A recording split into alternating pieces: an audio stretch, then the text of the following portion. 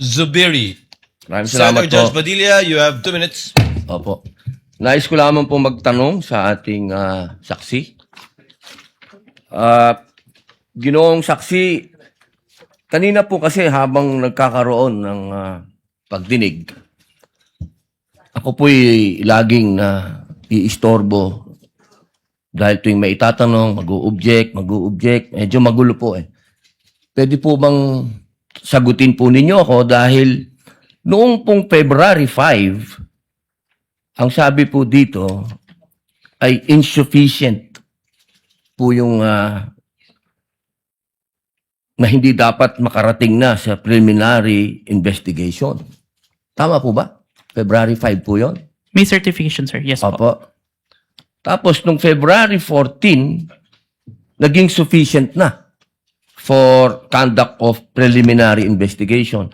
Nasagot po ba yung 7 na sinabi dito na para, ang sinasabi po kasi dito nung February 5, merong 7 na kulang. I believe so, sir. That's why we have received a certification, sir. Ayun. Kasi po, parang narinig ko kanina, hindi po naibigay yung original copy nung sinagawang interview kay Vice President Sara Duterte. Yung original po, na kopya, kung sino po yung nag-record. Wala po kayong affidavit? Meron po ba kayong affidavit na nakuha nyo? Yes, sir. Ako po yung ang inire-request po ng DOJ dyan is affidavit po nung nag-screen record, which is my affidavit, Your Honor. Meron po siyang affidavit? Ako, sir. Ako po yung nag-execute, sir. Hindi po yung mismong tao? Yes po. Ang hinihingi po kasi ni DOJ is kung sino yung nag-screen record through OBS, sir. Hindi po yung mismong tao. Yes, Your Honor.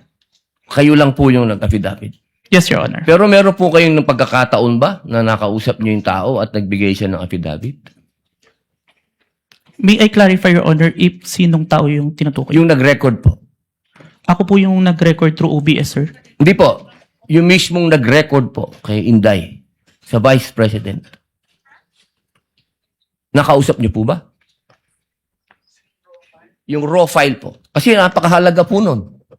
Kasi doon po natin malalaman kung original ba o hindi.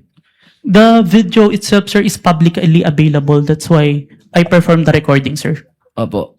Pakisagot na lang po, mahal na saksi, kung nakuha niyo po ba yung original. Yung original, hindi po yung galing sa internet. The original, no, sir. Yun lamang po. Maraming salamat po. Thank you, Senator Judge Padilla. Senator Judge Zubiri, you are recognized, sir. You have 2 minutes. Maraming salamat to our presiding officer.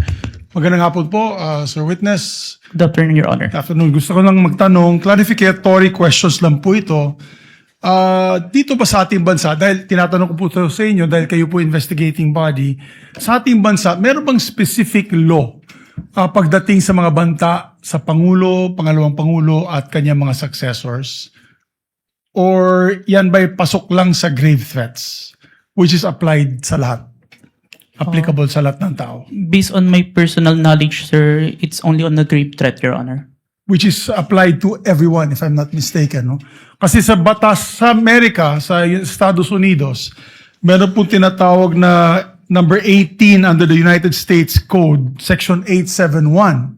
There is a specific law na pinagbabawal po itong mga threats to the President, Vice President, and its successors.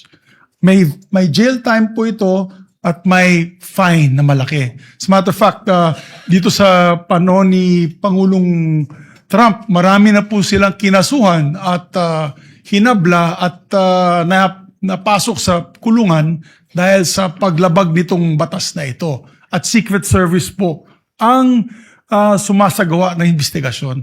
Sa atin ba dito, ang NBI ba ang nabigyan po ng kapangyarihan para gawin itong investigasyon under your new NBI code?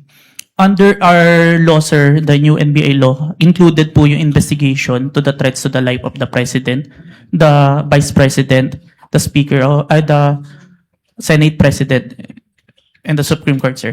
So, klaro na kayo, nasa kapangyarihan ninyo. Kasi hindi pwede sa Presidential Security Group. Hindi katulad sa Estados Unidos, yung Secret Service ang talagang nanguhuli at nag-imbestiga. Sa atin dito sa Pilipinas, ang NBI po ang nangunguna sa investigasyon. Tama po ba yan o mali? It is within our law, sir. Okay. And this is just food for thought because not only are we senator judges, we're also legislators. It may be time that we also craft a law that will be specific on threats made to the president, vice president, and its successors, meaning the Senate president, the Speaker of the House, and the Supreme Court Chief Justice. Sa Amerika kasi, sa batas po nila, and I'll just wrap up, the defendant, to secure conviction, the defendant communicated a threat. The defendant understood and intended the statement as a true threat. Hindi po niya sinabi joke only in the end. And pangatlo, the defendant knowingly and willfully makes the threat. So just food for thought as legislators as well. So maraming salamat po, Mr. President. Thank you, Senator Judge Zubiri. We now proceed to where we left off. I believe that was the redirect of the counsel for the prosecutor. Just out of curiosity, without any pressure, because I promised I would declare a break somewhere in between, depending on how long your direct and recross would be. I can call the break after the recross and the statement of the counsel for respondent, so that we break on a good point before we call on the last witness for today. Yes, counsel for the prosecutors. As to the question, if the prosecution will do the direct examination, The redirect. Kung mahaba-haba sorry, pa the yung redirect examination after the cross-examination of the defense, the prosecution decides not to conduct a redirect, Your Honor, please. Thank you, counsel for the prosecutor.